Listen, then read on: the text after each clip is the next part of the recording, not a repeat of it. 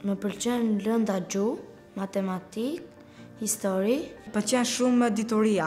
Gjuha dhe matematika. Më pëlqen dhe matematika, edhe italishtja. Historia. Kur në shkolla në koronën, thanë që do të bëjmë mësim online. Kur më për shkolla, më mërzit tai chi nga që jam mësuar në shkollë. Mësim online nga WhatsApp-i. Fuskën unë të kështu.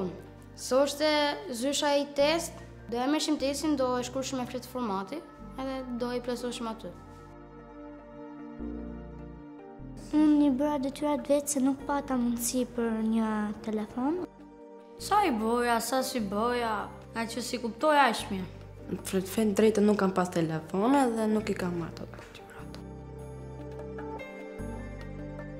Gjithashtu nxënësit thonin nuk e kuptova këtë ushtrim, sado mundoheshe t'ja shpjegoje pas telefonit nëpërmjet telefonatës, nuk ishte njësoj. Unë them më mirë të jemi në shkollë se në online nuk mësoj dot. Kjo nisëm ka lindur si nevojë për shkak të periudhës së pandemisë, sepse pjesa më e konsiderueshme e fëmijëve rom dhe egjiptian nuk arritën që të kishin akses përgjatë mësimdhënies online. Në Skullbi janë të para përgatitura temat mësimore nëpërmjet mësuesve specialist dhe ato janë të mirë realizuara, janë të realizuara në kohë jo pandemie, por të përgatitura me kohën e mjaftueshme nga njerëz tepër të zot të secilës fushë.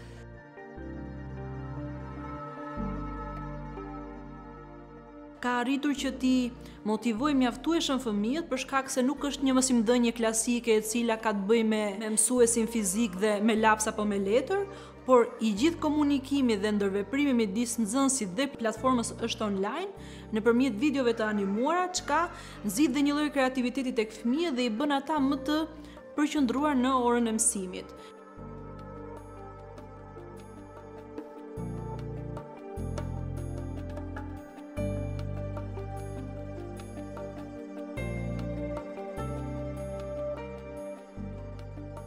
Ne kemi arritur të kuptojmë që ka disa fëmijë të cilët kanë ardhur me një nivel goxha të ulët arsimor dhe angazhimi i tyre në këto seanca që janë zhvilluar na ka bërë të kuptojmë që ata kanë një evolim shumë të mirë të nxënit.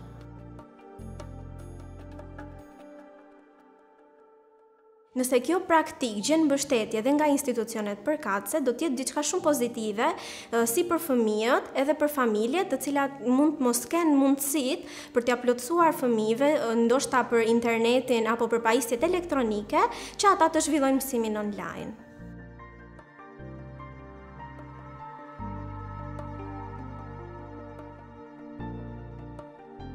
Unë mendoj që edhe kur shkollat i kthehen normalitetit, mundësimi i infrastrukturës që fëmijët e komunitetit në nevojë të vazhdojnë të dëgjojnë mësimet online është goxha efektiv, pasi jo vetëm do të mundësonte që ato të mund të shmangnin vështirësitë që kanë hasur gjatë mësimeve në klasë, por do t'i rriste edhe dëshirën në mënyrë që të vazhdonin më para me arsimimin e tyre.